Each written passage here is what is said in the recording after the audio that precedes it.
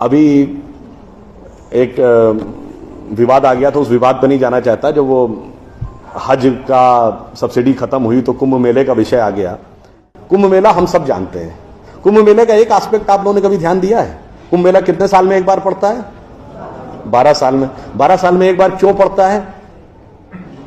क्योंकि वो जुपिटर की साइकिल पर आधारित है। बृहस्पति ग्रह हर 12 वर्ष के बाद अपना एक चक्कर पूरा करके उसी राशि में दोबारा आता है, इसलिए कुंभ मेला 12 वर्ष में एक बार पड़ता है।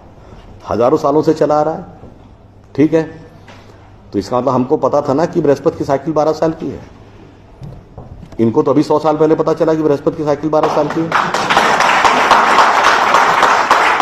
और उसके बाद हमको समझा दिया जाता है नहीं साहब हम अनसाइंटिफिक थे।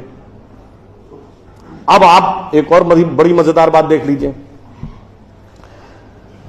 सूर्य ग्रहण और चंद्र ग्रहण पड़ता है तो उसका डेट और टाइम कौन तय करता है? सरकार घोषणा करती है ना, टीवी पे आता है, रेडियो पे आता है, अखबार में आता है। किस बेस पे आता है? नासा की फिजिकल ऑब्जर्वेटरी बताती है कि फलां तारीख को इतने बज के इतने मिनट पे सूर्य ग्रहण या चंद्र ग्रहण पड़ेगा, सोलर इक्लिप्स और ल्यूनर इक्लिप्स। मगर ये बताइए 1950 से पहले तो नासा की ऑब्जर्वेटरी नहीं थी। 1920 में जब अल्बर्ट आइंस्टीन ने रिलेटिविटी की थ्योरी दी, उससे पहले रिलेटिव मोशंस ऑफ प्लैनेट नहीं पता था। सॉरी, 1916 में।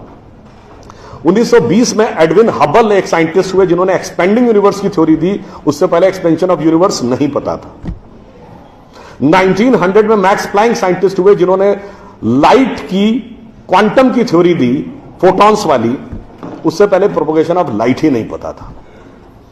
1897 में जे टॉमसन ने इलेक्ट्रॉन खोजा, उससे पहले आप मानते थे एटम अनडिविजिबल है। और 1633 में आप ये कहते थे, गैलीलियो को फांसी दे रहे थे इस बात के लिए कि उसने कहा सन रिवॉल्व्स राउंड द अर्थ गलत है। तो भैया आप 380 साल चल के जहां पहुंचे हैं, हमारा पंचांग तो युधिष्ठिर के जमाने से एज इट इज चला आ रहा है 5100 साल। मतलब ये लॉजिक नहीं है, ये तो साइंटिफिक प्रूफ। फिर भी हमें समझाया जाता है कि साहब जो हमने सोचा उस सब हम अनसाइंटिफिक थे, हम गलत थे। बड़ी मजेदार बात है। इन ए स्पैन ऑफ लिविंग जनरेशन 50 साल में, देखिए ये जो अर्बन नक्सल्स थे उन्होंने हमारे दिमागों में क्या क्या भरा और फैक्ट क्या था। 50 साल पहले जिस जिस चीज का मजाक उड़ाया गया वो चीज आज ठीक उसके उलट हो गई। 50 साल पहले कहते थे अरे यार ये अगर खेती करनी है तो mechanised farming, chemical fertiliser use करो। गाय के गोबर से कोई खेती होती है? आदमी चांद पे पहुंच गया, तुम गाय के गोबर पे पड़े हो। आज नहीं, ऑर्गेनिक फार्मिंग। 50 साल पहले क्या कहते थे? अरे भाई ये जड़ी बूटियों फल पत्ती खाने से कोई इलाज होता है? नीम हकीम खतरा है जान। खाना है तो नई दवाएं खाओ, क्रोसिन, मेटासिन, टेरामाइसिन। आज आप क्या कहते हैं? नहीं, केमिकल नहीं, हर्बल मेडिसिन की तरफ जाओ। ठीक, आज से केवल 50 साल पहले आप ये कहते थे, जब हम कहते थे पेड़ों की रक्षा करो, जंगल की रक्षा करो, पहाड़ की रक्षा करो, कहते थे this is the reminiscence of a primitive tribal civilisation. आज 1992 के रियो डी जेनेरो से लेकर 2009 के कोपेनहेगन से लेकर 2016 के पेरिस तक आप कहते हैं नेचर फ्रेंडली डेवलपमेंट करो। भैया सब कुछ उलटता जा रहा है। जो हमने कहा, जिसका आपने मजाक उड़ाया, वो सब कुछ सही होता जा रहा। अब मैं एक और बात कहूंगा जिसका कि बहुत मजाक उड़ाया गया, शायद हम लोग कभी ध्यान नहीं देते। भारत में यह कहा जाता था कि ज्ञान प्राप्त करना है तो ध्यान लगाओ। संत महात्मा जाके गुफा में ध्यान लगाते थे, पीर फकीर जाके कहते थे इल्हाम हो जाएगा। लोग कहते थे क्या बेवकूफ है, हाउ इज इट पॉसिबल? ऐसा कहीं हो सकता है क्या कि जाके ध्यान लगाया और ज्ञान प्राप्त हो गया?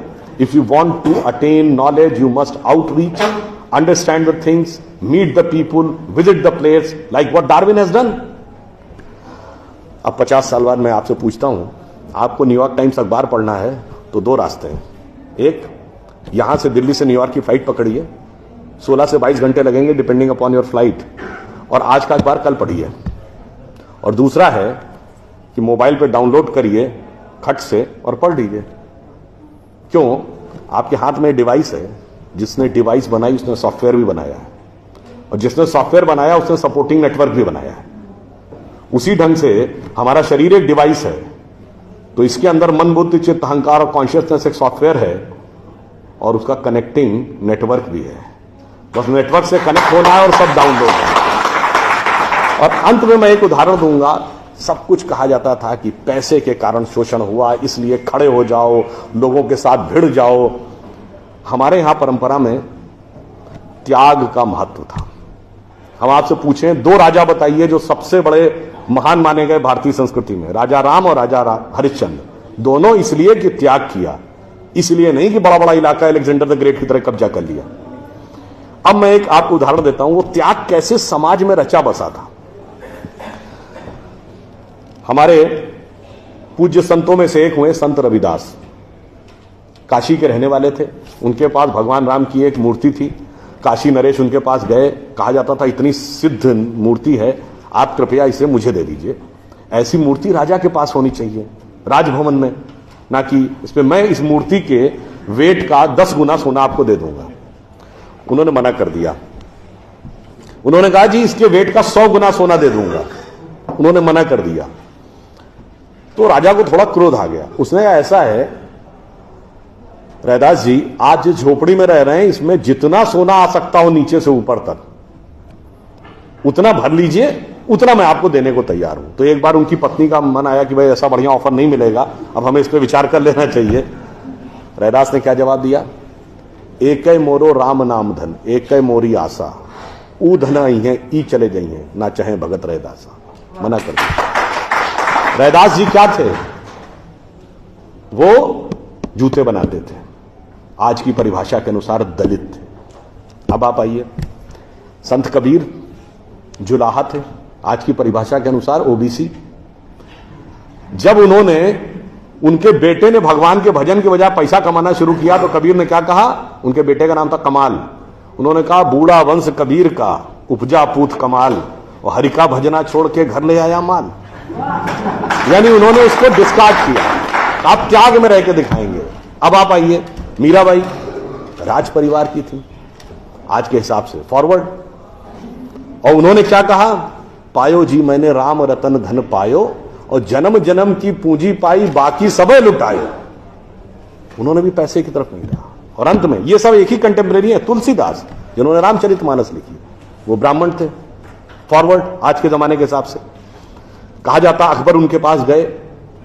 अकबर ने कहा कि आप हमारे दरबार में आकर स्थान ग्रहण करिए, हम आपको 60,000 की मनसबदारी देंगे। उस जमाने में मनसबदारी एक रैंक होती थी। तो जैसे 40,000 की मनसबदारी वॉज मैक्सिमम, 60,000 का मतलब हुआ कि राजा के बाद सबसे बड़ा स्टेटस आपका होगा। तो तुलसी ने क्या जवाब दिया? हम तो सेवक राम के हियो धरे दरबार, हमारे तो हृदय में भगवान राम का दरबार धरा हुआ है। तुलसी का अब होएंगे नर के मनसबदार। ये मैंने क्यों बताया?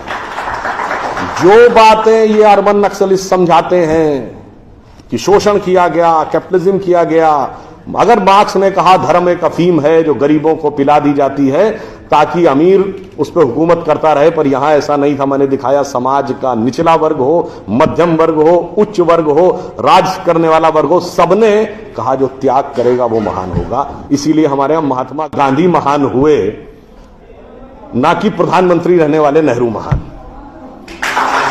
तो इसलिए मैं अंत में ये कहूंगा आप सभी लोगों से कि ये जो मायावी रावण साधु का वेश बना के आता है, सूक्ष्म दृष्टि से इसको समझिए और आश्वस्त रहिए कि वो चाहे कितना भी मायावी हो, अंत में विजय हमारी ही होगी, क्योंकि हम आज दुनिया के यंगेस्ट नेशन है। जैसा अभी नलपत जी ने कहा ना कि भाई people like us we are in minority. हम देश दुनिया के सबसे युवा देश हैं, यह सत्य है, मगर यह अर्ध सत्य है। हम सबसे युवा देश और सबसे प्राचीन सभ्यता है। We are the youngest nation and the oldest civilisation.